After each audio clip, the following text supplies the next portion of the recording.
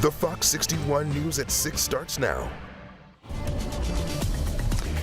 It was a messy, wintry day here in Connecticut. While a lot of students enjoyed their day off, it was a scary day on the roads, and that trend could continue into the morning. That's why our weather team has extended the weather impact alert into tomorrow. Good evening, and thanks for joining us on Fox 61 and Fox 61 Plus.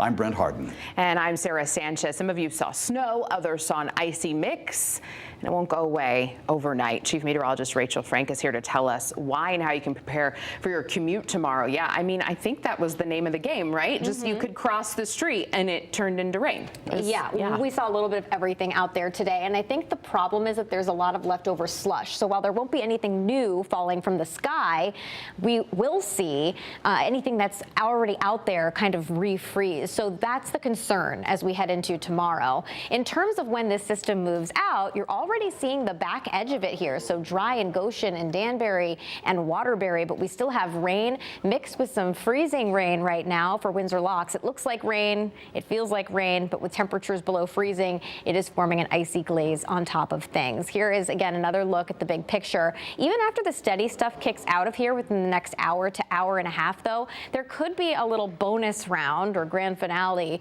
where there could be a few scattered snow showers through the overnight. And again, this could all add to the chance for some slick spots for tomorrow morning's drive. We're actually at the high temperature of the day right now, 33. That's above freezing. We did that for the first time last hour in the Hartford area, above freezing in Meriden, but we are still below freezing in Torrington, where icy spots remain, and a winter weather advisory continues until 7 o'clock tomorrow morning for the northern half of the state. We do climb above freezing, though, tomorrow afternoon, so some melting by Mother Nature after a slippery start. Your full forecast is coming up. All right, Rachel, thank you. So as we mentioned, it was not the best day to be out on the roads. Take a look at what happened on I-84 in West Hartford this morning. A tractor trailer rolled over. Minor injuries were reported. We don't know how many people were involved. Officials closed down a lane for a few hours to clear the scene, and that road is back open tonight. Today's snowfall was by no means a major storm by Connecticut standards. It was more like a starter for the season, and that's especially true for people who aren't used to the weather, like Fox 61's Victoria Anderson. She was in the western part of the state today where she learned how to enjoy a snow day. It's a winter wonderland here in northwestern Connecticut. School is out and stores are trying to keep up with the delivery rush. All right, let's see. While the weather outside is frightful, the delivery rush sure is delightful, especially for Tina Sezza, owner of Tina's Cafe 38 in Torrington. The drivers they're driving at their own risk, so that we always worry about that with the drivers. It's days like this that see a rise in delivery demand as people bundle up inside across the state. But some are enjoying their day off. What do you like about snow days? I like that you can make snow angels and you get to maybe do snowball fights and you get to eat the snow. Third grader Dominic DeShane took the time out of his no school snow day to show this southerner how to enjoy the cold the Connecticut way. All right, do you want to go make some snow angels? Yeah. All right, let's go. Dominic's school is one of several across the state that closed its doors Tuesday due to snow conditions and icy roads. Yeah, There we go. that's what you do. And then when you do the hand thing, when you stand up, it looks like an angel. And while conditions may not be ideal for school pickup, they are perfect for snow angels. I'll give it Drum roll, please. a 10 out of 10. 10 out of 10? And just around the corner, members of the Nutmeg Conservatory took a 5 from rehearsal for a fight. How many snowballs is that? I don't like it. A lot. A snowball fight, of course.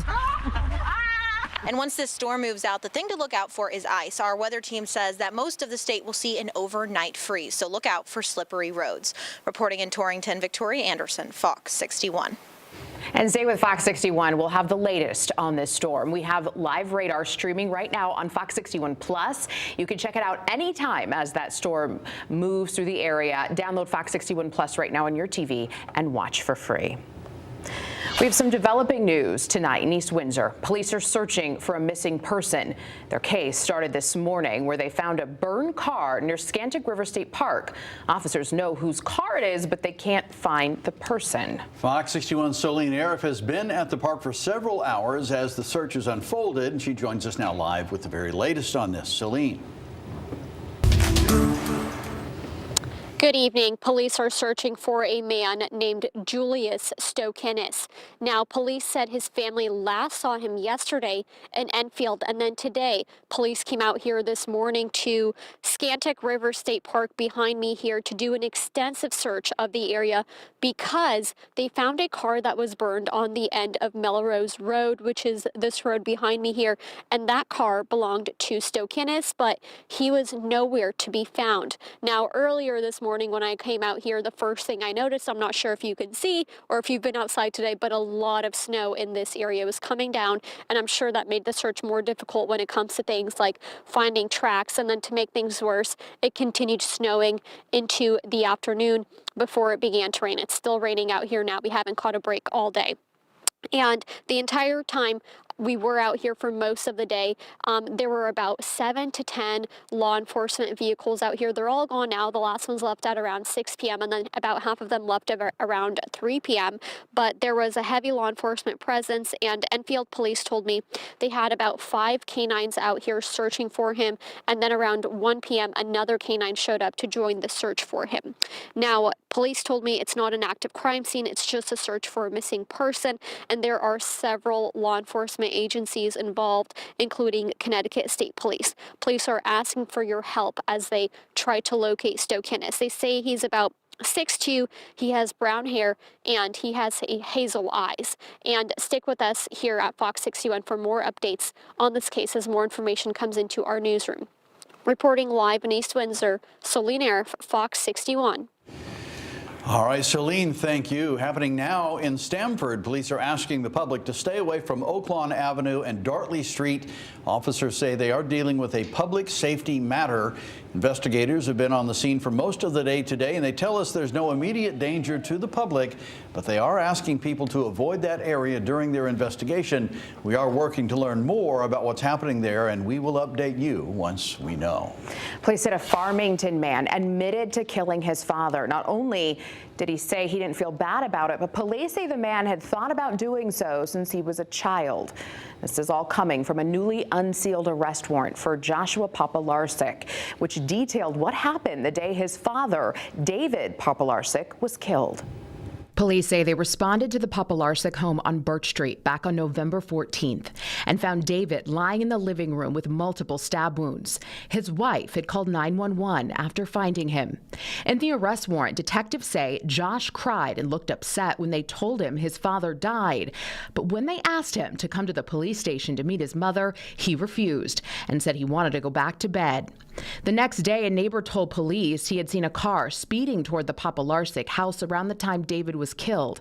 And according to the arrest warrant, detectives determined it was Joshua speeding in his mother's car. And when they asked him why, he replied, quote, "What do you want me to say?" And then confessed to killing David, breaking his neck and stabbing him repeatedly to make sure he was dead. According to the warrant, Joshua said his father had abused him, his mother, and his older brother, and he felt better that his father was gone. Police say they had responded to that home multiple times over domestic violence-related calls involving Joshua. They say in one instance, Joshua had violated a protective order, and in another, he showed up at the home intoxicated and had caused a disturbance. Joshua Popolarsik is charged with murder and is being held right now on a $3 million bond. A Summers correctional officer is out of the hospital tonight after she was assaulted yesterday. It happened at the Osborne Correctional Institution in Summers. The corrections officers union says the inmate attacked her from behind during a security check and dragged her into a camera dead zone and tried to sexually assault her. The union tells us she fought him until staff arrived. She suffered a fractured eye socket plus cuts and bruises. The inmate is serving 20 years for sexual crimes and has now been moved to a restrictive housing unit. The union is calling on the Corrections Department to enhance its staffing and security. The union says about a year and a half ago, the DOC assigned 2 officers to that area of the prison, but then cut the patrol down to 1 officer to, quote, save on overtime costs. We reached out to the Corrections Department about this, and we're waiting to hear back. In the meantime, the department and the state police are investigating the attack.